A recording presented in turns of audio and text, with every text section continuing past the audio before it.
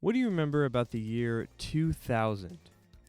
Other than the changing of a new century, it was the last time that the Big Ten won the national title in basketball. It was, of course, the Michigan State Spartans led by Tom Izzo.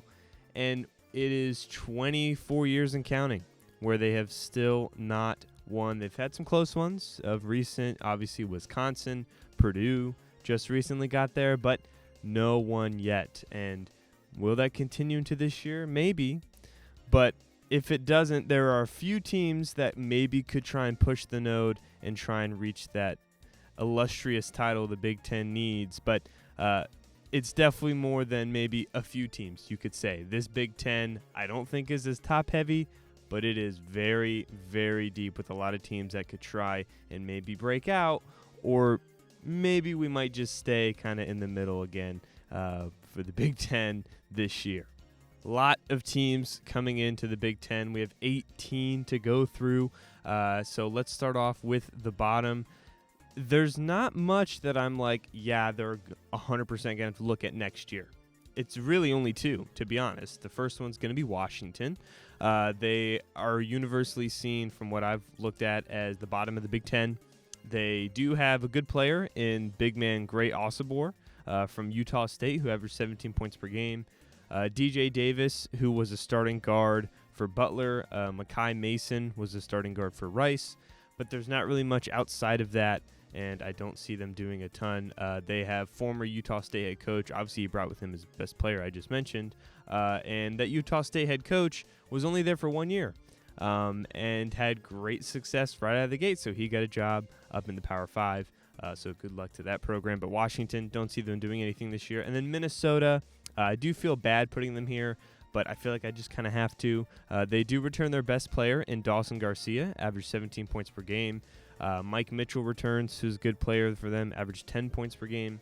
But they don't have any transfers that really stand out, nor recruits that are going to help out this year. So I feel like I kind of have to put them at 17. Then we have a tier, and these are bubble viable. If they're definitely lower. They're in the lower tier, but they have to be seen as bubble viable. And I do have 4 teams in this ranking. Or 3 teams. I have 3 teams in this ranking. The first one's going to be Northwestern. I have them at 16. They had a great year last year with a massive Big Ten win with Purdue. But I think they're probably going to fall back down to earth a little bit. They lost their best player in Boo Buie. Their key contributor in Ryan Langborg is also gone. Everyone else returns, though. Jalen Leach is the only notable transfer, and he's probably just going to be a role player. They could be higher if someone that they have kind of takes a step up, but it seems like they just got a lot of good role players, and I don't think their ceiling's very high, so I have them at 16. At number 15, I have Wisconsin. It may seem pretty low for Wisconsin fans, but I just don't really like what they have this year. To be honest, I think they got much worse. They lost A.J. Storr, Tyler Wall, Chucky Hepburn, all their best players. They didn't add any notable transfers or immediate impact freshmen to speak of. So they're just going to have all their other guys step up, mainly sophomore guard John Blackwell. Nolan Winter is a forward, and they're both sophomores, but they weren't insanely high recruits, so they would have had to really develop. Again, could totally happen. They're in this bubble tier. But I just see a pretty big step back for Wisconsin, in my opinion. And then number 14 is Nebraska. It was a great year for Nebraska basketball last year.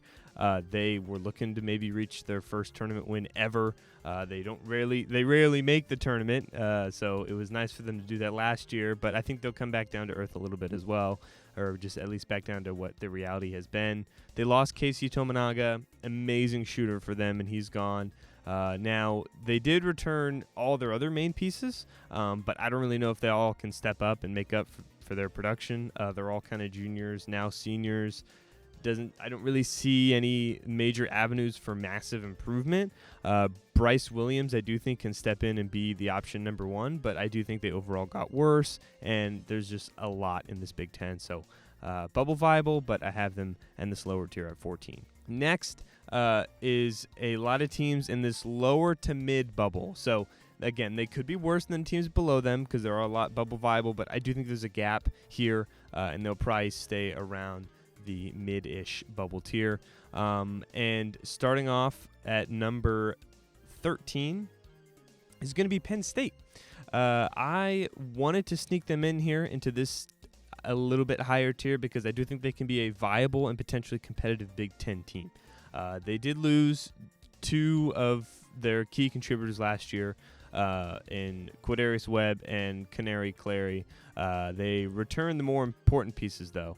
Ace Baldwin, Nick Kern Jr., Zach Hitz, Puff Johnson, DeMarco Dunn, all these guys played a lot of minutes and were probably on the better side in terms of more complete players offensively and defensively.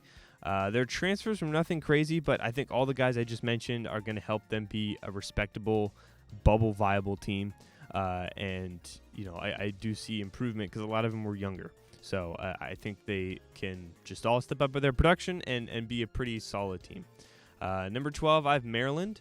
Maryland's a very interesting team because I feel they're very quiet coming in, and I just don't really know where to fit them best. They lost their best player in Jameer Young, who averaged 20 points per game, but they do return his running mate in Julian Reese, who averaged 14. Jacoby Gillespie averaged 17 at Belmont, and they get him in the transfer portal, so that might be a sneaky good ad. Shelton Miguel's averaged 14 at South Florida. It's just they really seem like, I mean, I've done a lot of like trying to figure out what they are. I think I'm just overthinking it. I think they're just going to be somewhere near the middle, and I do just like a few other teams above them, so that's why they're at 12. But again, still relatively viable. Number 11, I have USC. They have their new era with former Arkansas head coach Eric Musselman coming in, and I think it'll be kind of a half rebuild year, half trying to contend first year, but I don't think it's necessarily going to turn into immediate success that will make them for sure reach the tournament. They'll be viable. I'm just not so sure about it. They have a brand new roster, and it's filled with a lot of throws at guys who performed well at smaller schools, like a lot.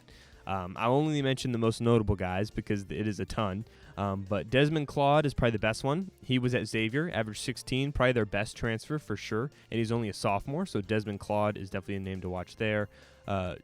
Jonah Cohen, who's an experienced forward at UMass. They also got 2 other freshmen who can contribute, Jalen Shelley and Isaiah Elohim, both top 50 recruits. So Eric Musselman always gets his freshmen. That was the biggest thing at Arkansas. He got a lot of freshmen there. So those 2 guys could maybe contribute. Now, they do have a lot. I just don't really know if they have their star power to get much higher right now. But I don't think they're going to have a disappointing year like last year's team was, because last year's team had a lot of expectations, and they highly disappointed. So I think the expectations are a little lower, but I do think they at least won't disappoint, and I think will probably be a more – maybe just a better team to watch, because last year's team was kind of all over the place. I know they had Isaiah Collier, other guys, Bronny James was there, and they were more exciting. But in terms of just an actual better basketball team, maybe more complete basketball team, I think this USC team can do that for them. And then the last one in this tier, number 10, is Iowa. They're just the most complacent and most mid team. But I don't want to put them at 8 or 9 because I don't think their ceiling's very high. They kept their best player in Peyton Sanford, who averaged 16 points per game, but they lost a lot of key starters that were alongside him, and they're just going to have to develop and move guys up. But it's really going to take a minute because they didn't get any transfers at all. They're a younger team, and these guys are just going to really have to improve throughout the year. The biggest one probably being sophomore freshman Owen Freeman. They added the brother of Peyton Sanford in Price Sanford. Iowa obviously loves their family and brothers. They got Cooper Koch, who's 64th in ESPN's Top 100.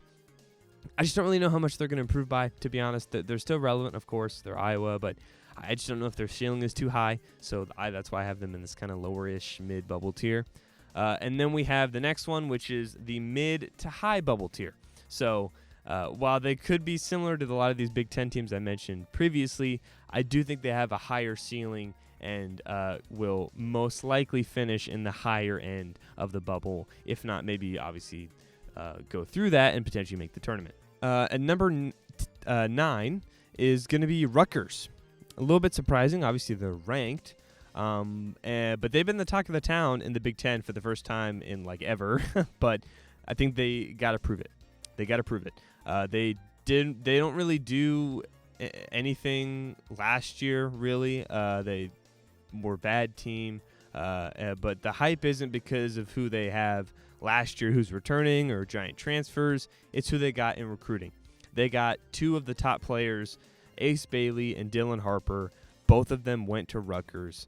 They are two for sure NBA draft picks. Currently, Ace Bailey is injured right now, but they also added two other 4-stars, Dylan Grant and Lathan Somerville. Both are probably going to have to contribute as well. They did get one interesting transfer in PJ Hayes, who averaged 10 points per game in San Diego. But it is really going to rely on these young, talented players, which is why I have them lower, because I don't want to fall into the trap that a lot of people fall into, and that I do sometimes as well, of just they see the recruits incoming freshmen, maybe one and dones, and boom, they're going to be amazing. Like, I think only so many times that works. And I mean, even if you look at it, like Duke, when they had the top 3 recruits, still couldn't make it to the I don't even think they made it to the Elite 8, let alone the Final 4. Maybe I think they did make it to the Elite 8, but they didn't make it to the Final 4. So, I think we just need to chill a little bit. I think with the transfer portal and NIL, it's making teams with more experienced players more valuable. And, they're still in this tier for sure. I could totally see them in the tournament. They'll just be a really volatile team, and we'll just kind of see which way it bodes for them, whether they're going to reach their ceiling or maybe fall down to the lower end, because that's what USC was last year. A lot of high recruits didn't turn out, and I think it's ironically more often than not when you have a team just heavily relied on freshmen that it doesn't work out rather than it does. But that still doesn't mean it couldn't not happen. It's just I do them at 9, but still in this mid to high bubble tier. Above them at number 8 is Oregon. Oregon got some sneaky potential, and I think could definitely be a little higher than this for sure. I wanted to fit them in. It was just hard for me to. While they did lose their top 2 scorers, Nefeli Dante and Jermaine Crusnard, both averaged over 16 points per game. They have a lot of younger guys who were former top recruits who are ready for their time to come. 2 sophomores, sophomore forward and Kwame Evans was the 13th ranked prospect last year. Sophomore guard Jackson Shelstad was the 23rd ranked prospect this past year, and I think both of them are probably going to improve for sure. Nathan Biddle, Brandon Angel are also 2 returning big men who should be good rotational guys. They added Raheem Moss, who averaged 15 points per game at Toledo. TJ Bamba, 10 points per game at Villanova in the transfer portal. So they got solid transfers. They got solid returning players. They got guys who they're banking on to produce that were high recruits last year. They've been in the program. So that's why I have them above Rutgers, just because these guys that they have that were higher recruits, while they probably aren't as good talents, they've been there. And they have a little bit more veteran talent. This could be a pretty exciting team, especially if their sophomores live up to it. And I think they'll probably sit comfortably in this 8 to maybe 6 range here. And then at number 7, the last team in this tier is going to be Michigan. They have their new era with FAU's head coach coming over, Nate Oates. I think they'll actually be good for the first time this year in his first year. They changed a lot. Obviously, Juwan Howard was previously there. They had some success with him early, but really dwindled off as his recruiting and transfers and coaching and behavior was just terrible. But they do change a lot. He brings over with him Vlad Golden, who was a pretty good foreign recruit that FAU got and has developed into a really good player, especially defensively.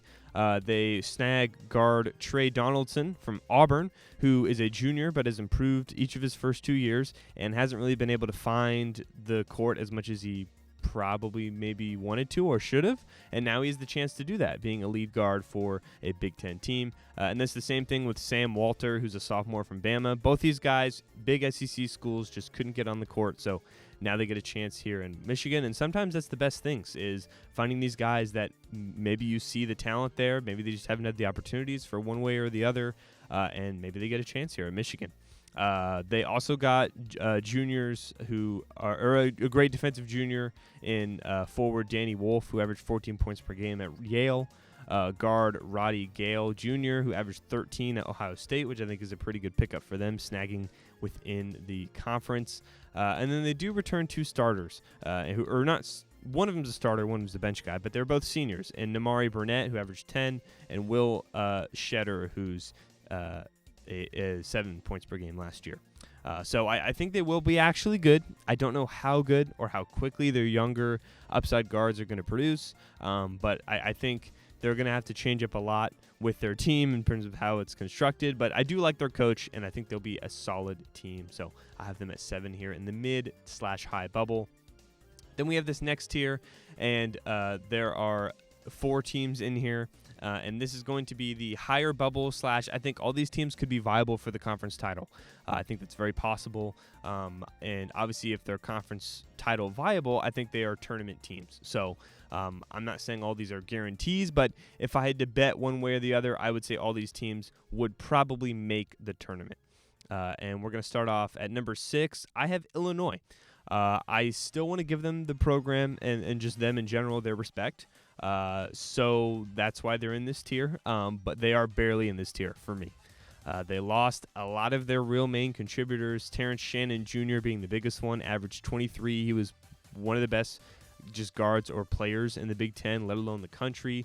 Marcus Damask and Coleman Hawkins, both very good contributors as well.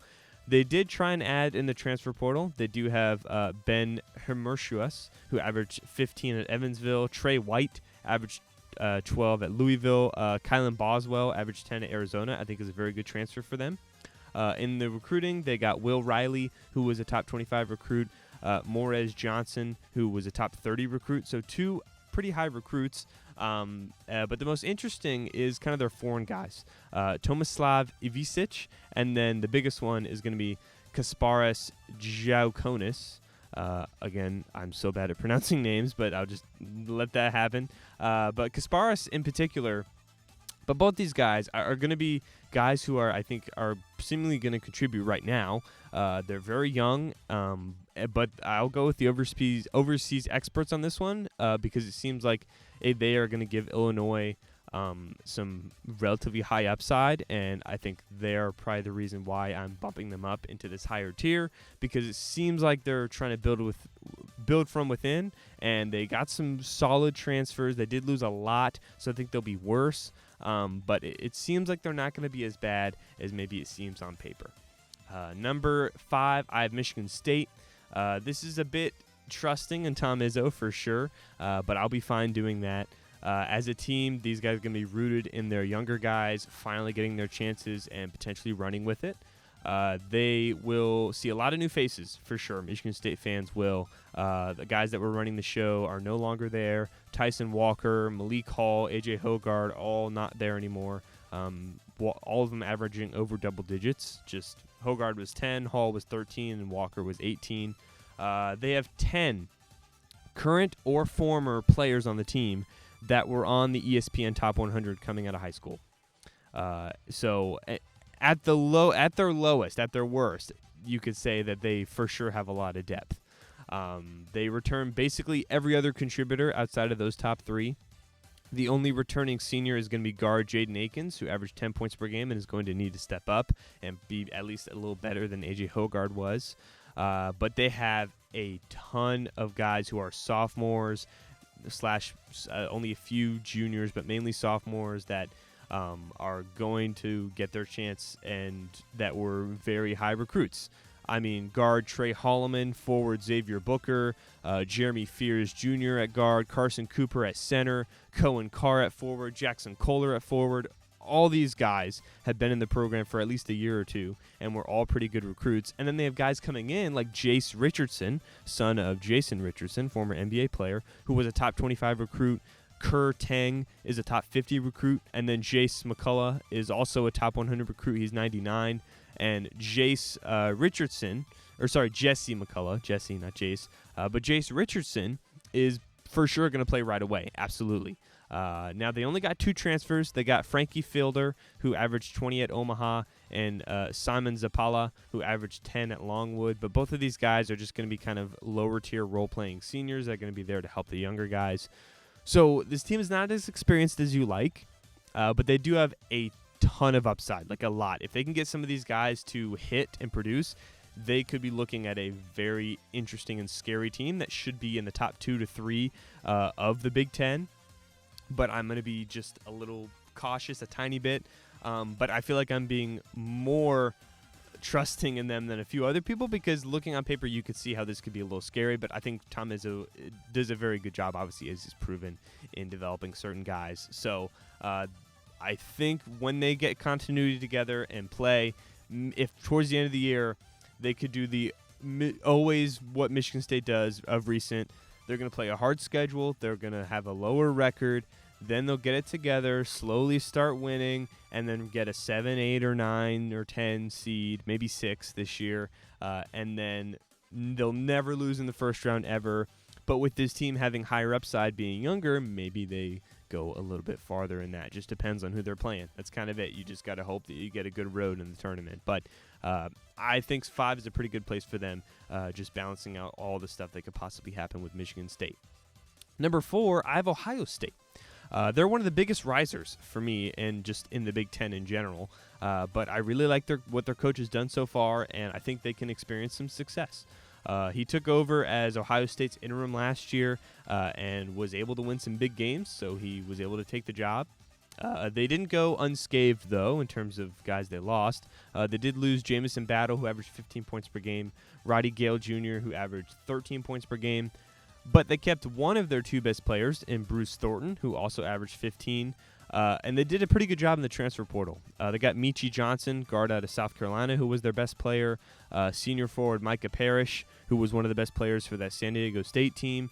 2 young sophomore forwards that were formerly at highly recruited programs. Aaron Bradshaw, who was at Kentucky, and Sean Stewart, who were at Duke. Both were high recruits. Both are similar, kind of what we talked about with some of these other Big Ten teams, of they just didn't get the playing time or maybe didn't perform as well as expected in lots of little minutes, but they're still very talented. They got John Mobley, who was 41 in ESPN's Top 100 recruit at guard. And then they have Devin Royal, who's a forward who's returning, and he was a former Top 25 recruit from last year. So they have just a ton of pieces and a great mix of returning guys who were their best players last year that are experienced, returning guys who were younger and are in their sophomore/junior year that are ready to take over, really good transfer seniors that produced at other big programs, and transfer sophomores that were highly recruited and can maybe produce. And they at least have one recruit that you could see coming in. So they just have, I think, all the pieces of just a real good Big Ten team. And I do think they will make the tournament for sure. So I do expect that from Ohio State. Even if it's going to be hard, I do think they can do that. And I think they're just going to be a real good team. And I'm interested to see what their ceiling is. So I have Ohio State at 4. And then number 3, I have UCLA. I just think they really improved all around. They only lost one main piece, and that was center Adem Bona, who averaged 12 points per game. But they kept all their other main pieces. Junior guard Dylan Andrews, who averaged 12. Guard Sebastian Mack, who's a sophomore, who was a high recruit, and he's going to be the most important one. Sebastian Mack, definitely going to be someone that's going to take over a little more shot in just production. Senior guard Lazar Stefanovic, he averaged 11 points per game. But it's mainly going to be some good incoming transfers who I think are just going to completely elevate this team. Tyler Bioladu, who averaged 14 at Oregon State. And then you have a junior guard who was formerly a top 30 recruit in Sky Clark, who's a great shooter at Louisville, averaged 13. Senior forward Kobe Johnson, who was the only real good veteran for USC last year, who averaged 11. A top 50 recruit last year, and Eric Daly Jr., who averaged 9 at Oklahoma State. And then you add in a freshman guard, Trent Perry, who's number 27 in ESPN's Top 100, kind of similar to Ohio State. You got returning guys, except I think UCLA focused a little more in the transfer portal and guys who have shown a little bit more. So that's why I just have them a little higher. And I think Mick Cronin is a good coach. I think he's proven to be a good coach, as we've seen, and I just like the roster that he has. So I don't think they're in the tier above, but I do have them at 3. Meaning that if you could do math, there are only 2 teams that I think are in the for sure favorites or that will probably win at least the regular season conference. The tournament is obviously, you're saying most likely, but anyone can win the tournament. And like I said, the teams I mentioned down to 6, maybe even down to 9, I think have a chance to win the Big Ten. But number 6 is kind of what I'm thinking in terms of guys that are viable to win it. But these are the favorites for sure. And I'll start off with number 2, and it's going to be Purdue.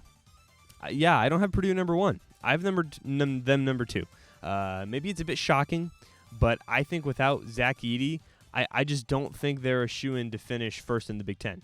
I just don't. Obviously, the guys they lost, Zach Edey, the biggest one. He was the best player in college basketball, averaged 25 points per game. But they also lost Lance Jones and Mason Gillis, both that were very crucial, one starter, one bench guy for them. But they returned their main guards, Braden Smith, Fletcher Lawyer being obviously the main 2, along with junior forward and Trey Kaufman-Renn. So all 3 of these guys are going to be expected to obviously improve. But they didn't get anyone in the transfer portal at all. And when you look at their recruits, they have Jakari Harris, who's 88th in ESPN's Top 100. And while there are a lot of other 4-star recruits or other guys, kind of like Edey was earlier, he was a lower recruit, for this year, they're raw. So it puts a lot on the 3 main guys in Braden Smith, Fletcher Lawyer, and Trey Kaufman-Renn to really step it up, which they are good. Braden Smith, I think, is very good, and Trey Kaufman-Renn I love as well. Fletcher Lawyer is good. I think he just is a little kind of sometimes can really be a liability on the defensive end. So they're good, but I think Edey helped a lot. I think he helped a lot in getting them open shots, helping them in terms of opening up the floor, getting a ton of offensive rebounds. Like, I think people are underestimating the impact that Zach Edey had on this team last year. But their biggest thing is going to need to be other guys stepping in and producing. They have 3 sophomores. Miles Cloven, who I think is the best out of these, who's a guard. But Camden Heide, center Will Berg. They have a guard, a forward, and a center. All of them averaged 3 points or less last year. And they're all sophomores, and they're all going to need to be the keys for Purdue if they want to go ahead and win the Big Ten, or if they are the rightful favorites. Because I think Matt Painter has proven to be a good developer of guys within his program, and he's going to need at least one of these guys to step up and produce. But even if one of these guys does, I don't think it's going to be enough to really say, yeah, they should be number 1. I just don't think so. Could it happen? Absolutely. I have them at number 2. I have them in a tier above these other teams. Like, for sure, they'll be in the tournament. Absolutely. But I think there's a reason that there's not a single Big Ten team in the preseason top 10. I think there's a reason for that. And I do have Purdue at number 2. And at number 1, my first really different first place pick of all the videos I've done. And that's going to be Indiana. It's going to be Indiana. I'm going to go out on a limb, and I'm going to pick them. It might be risky, might be a terrible take. I don't know. But from what I've liked, I'm going to go against the grain, and I'm going to pick Indiana. They obviously lost a talented but flawed young star in Kalel Ware last year, and also a contributor in Xavier Johnson, who averaged 7 points per game. But they returned everyone else, including 3 double-digit scorers, Malik Renew, who averaged 15, senior guard Trey Galloway, who averaged 10. But the most important one is going to be sophomore Mackenzie Mugapo, who averaged 12 points per game last year, but was a top 10 recruit at forward. So he's going to be very crucial for them to succeed, and I think he will take a step up and be very good. Plus, I think they added a really good transfer class, or transfer portal class. They have talented sophomore guard in Miles Rice, who averaged 15 at Washington State. I think very highly of. A top 5 transfer in senior center Amaru Ballo, who averaged 14 on a number 2 seeded Arizona team. And they have 2 other taller young guards who were former top recruits, and Kanan Clary, who averaged 11 at Stanford, and Luke Goody, who averaged 5.9. He averaged 6 at Illinois. So they have younger guys, again, that are coming in, but I think they've proven a little more than some of these other younger guards have. I think their transfers were really good. Miles Rice and Amaru Ballo are going to be immediate starters, and I think more efficient than the guys they had last year. Mackenzie Mugapo, former top 10 recruit, I've seen a lot of great stuff about him, and I think he's going to improve a ton. And then they have 2 other returning seniors that know how to produce. So I think they're just look like a real good team. I think they are probably realistically aiming at maybe like a 2 seed at their peak, maybe a 3 seed, because the Big Ten I think is just a little lower. But even if they don't win the Big Ten, I think they absolutely will finish top 3 at the minimum, because I just really like the talent that this team has, and they're slightly more focused in experience. But I do think they have some guys that could break out and be real stars in the Big Ten. And I know their coach had some heat last year of maybe he was going to be fired or not, and Mike Woodson. It's his first time in college, Mike Woodson. He got the job for Indiana in 2021. And, he's been a former head coach with the Knicks for 2 years. He's been an assistant everywhere. He was the Hawks head coach for the longest, from 2004 to 2010. So he's been more of an NBA coach, but I think, he's been at this program for at least 3 years. He's been able to figure out what to do. Okay, this is how you do it. This is what the best, way for me to go about things. And I just think, it's not like they've been bad. They made the tournament 2 of the last 3 years he's been coach. He's only been coached for 3 years. The first 2 years he had 20 wins. The second year he was there, they were second in the Big Ten, and they won a tournament game. So it's not like they've been bad at all, and I don't really understand why they've been calling for his job just because they had one lower year. And it wasn't even lower. They went 19-14 in their record, and their conference record was 10-10. They were 6th in the conference, and the ball didn't fall the right way. Teams won that didn't help them, and they just didn't make the tournament. So I think they improved massively. I still think of him as a good coach, and I think this Indiana team, while it might be kind of too far, I do think very highly of them, and I think that I'm going to stick to my guns, and I'm going to go ahead and have them at number 1 in predicting the Big Ten this year.